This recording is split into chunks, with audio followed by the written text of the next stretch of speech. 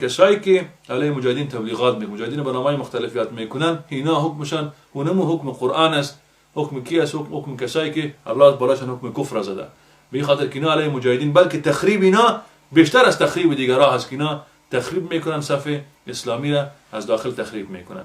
در ارتباط به اون تنظیمایی که خدا بایی هستن که ما تنظیمای اسلامی هستیم، از داخل کار میکنیم، داخل نظام کار میکنیم، در این میخوایم صحبت داشته باشیم. ببینید اسلام برای ما راه برای ما تحدید کرده، مصلحت برای ما تحدید کرده. ما ایران برای ما تحدید کرده که هر کشور اسلامی که مورد اشغال قرار میگیره، همه اتفاق همه فقها است که حتی بعد از ایمان به الله و روز آخرت بزرگترین عملی که انسان باید انجام بده قتال کسایی است که در کشورهای اسلامی داخل میشن، کشور اسلامی را اشغال میکنن. این فرضیت عینی متوجه هر فرد مسلمان است. در یک شرایط خیلی جای شرم و خجالت است که کسایی با شهادتنامه های خود، کسایی با عبای قبای خود جهاد ترک بگن، صفحه جهاد بگذارن و بهانه و عناوین مختلف بگذارن و بگن ما از داخل کار میکنیم. خب اگر از داخل کار میکنی چی کار میکنی؟ آیا مردم به این دعوت میکنی که با کفر از این نظام که نظام کفر است؟ آیا مردم به این دعوت میکنی که براءت از این نظام اعلان کنن؟ آیا مردم به این دعوت میکنی که با این نظام دشمنی خود اعلان کنن؟ آیا مردم به این دعوت میکنی که در صف مجاهد بمانند؟ اگر این کارا میکنی تو بدون شک مجاهد هستی. اگر نه به چیزهای دیگری خود مشغول میسازی و اسم از اون اسلام میگذاری، پس ما بیستیم که راهی که تو میری راه خطا هست. ایران هرگز به چیزی که اسلام را گذاشته که جنت الله و رضوان الله باشه ایران نمیرسه. ایران تو راه خطا هست، ایران مطلقاً اشتباه هست. کشور اسلامی وقتی که اشغال قرار میگیره، فرد مسلمان باید بجنگه، جهاد باید کنه و هم اگر دعوت هم صورت میگیره، فاتحه هم صورت میگیره، هم میگی باید در یک راستا باشه، در راستای جهاد فی سبیل الله باشه. فرد با مال کمک میکنه، فرد در داخل صف است، فرد خطبه میته، فرد درس میته، هم میگی در راستای جهاد باشه. اینایی که در داخل کابل میگن ما از داخل میخوایم کار کنیم و با نامها عناوین مختلف کار میکنیم، اینا بدون شک وقتی در اونجا میرن باید اینا رو طاغوت برشن باید اجازه باید بدن. اینا اجازه خود باید از نظام طاغوتی باید بگیرن که در اونجا باید فعالیت کنن. خب وقتی که اجازه از فعالیت از وزارت عدلیه گرفتن، بدون شک اینا در اونجا در اجازه نامه خود این نوشته میکنن، حتما اقرار میکنن، شهادت میدهن که ما از قوانینی که در افغانستان است ما زی تخطی نمیکنیم. یعنی به این معنی ما اون چیزهایی که تخطی به شمرده میشه و حساب میشه و او را نظام نمیتونه در افغانستان بپذیره، مطلقاً با اون مسائل ما تماس نمیگیریم. یعنی مسائلی چی باشه؟ قضیه ورا و برای نباشه.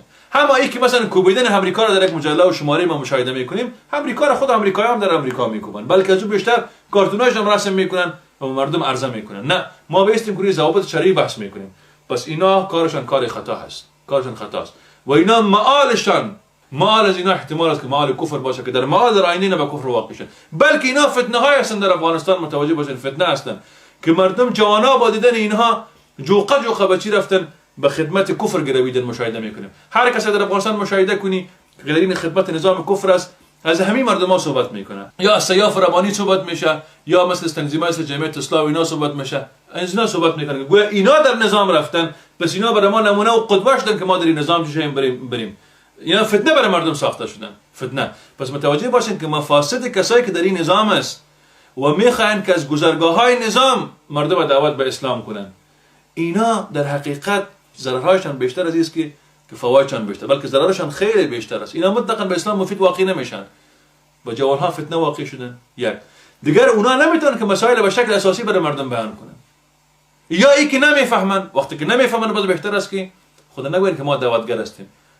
اسم خود تنظیم اسلامی باید نگذارن به خاطر کسی که فاقد یک چیز باشه، کسی که اساسات اسلامی را از اساسات قرآن و سنت با خبر نباشه، کسی قضیه ولا و برا و حاکمیت توحید و نسک با خبر نباشه، کسی که با خبر نباشه که دموکراسی نظام کفری است، نظام کفری است که با این نظام باید جنگ باید صورت بگیره. پس این متوجه باشه که این از جمله کسایی نباشه که چیز را دعوا کنه در حقیقت درون نیست، این از جمله کاذبین میباشه.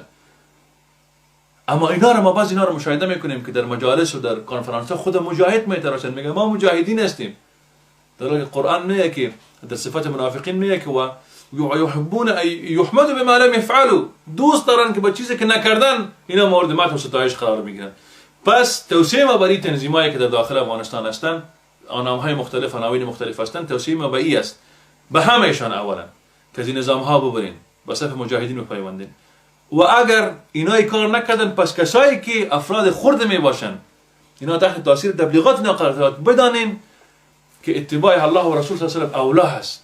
شما باید اتباع رسول صلی الله علیه و نه اتباع از اینا. در صورتی که مشاهده میکنین که قول رسول صلی الله علیه و سلم با قول امیر تنظیم تکرار میکنه، پس قول رسول صلی الله علیه و اولا هست. امروز تو مکلف به جهاد در افغانستان هستی که باید در افغانستان باید بجنگی.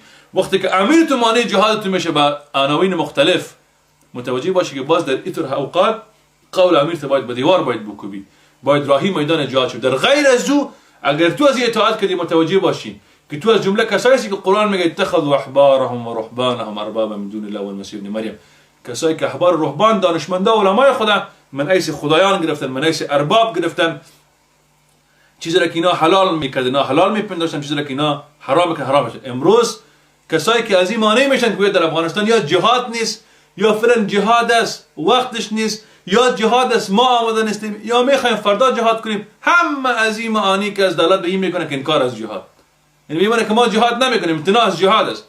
یکی از علمای مالکی رحمه الله در قرن گذشته هجری وقتی که مغرب به تصرف فرانسوی در آمده بود، مغرب عربی، این فتوا وقتی که از علما اینا فتوا خواستن که بعضی قبایل هستن که اخبار مسلمانان را به فرانسویان میرسانن و اینا کسایی هستن که جهاد نمیکنن، حکم داد که اینا حکمشان حکم تکفیر است، حکم کفر است که با اینا باید قتال باید صورت بگیره.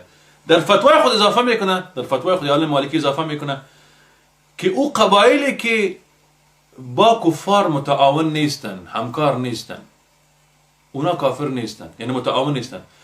خب اگر از جهاد امتناع میکنن برای جهاد، این بینام باید قتال صورت بگیره، قتال بغاض صورت بگیره. خب پس با کسایی که در این نظام هستن، نظام به رسمیت شناختن، حقوق بشر، قانون اساسی افغانستان هم میگیره به رسمیت شناختن، نمیخوان تخطی کنن، بلکه مثل جمعیت اسلام مشاهده میکنیم که دو فرد شده که در ولسی جرگه و در پارلمان است، در جای اساس از این نظام وجود دارن. پس اینا حکمشون در شریعت چیست؟ حکم اینا در شریعت همون حکمی است که دیروز حکم شؤون اسلامی زمان کمونیستا بود.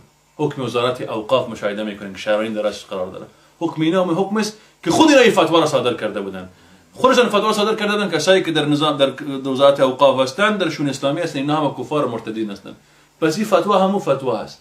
ما همین فتوا را میگیریم به اینا میچسبانیم، به خاطر این فتوای دیروزی است.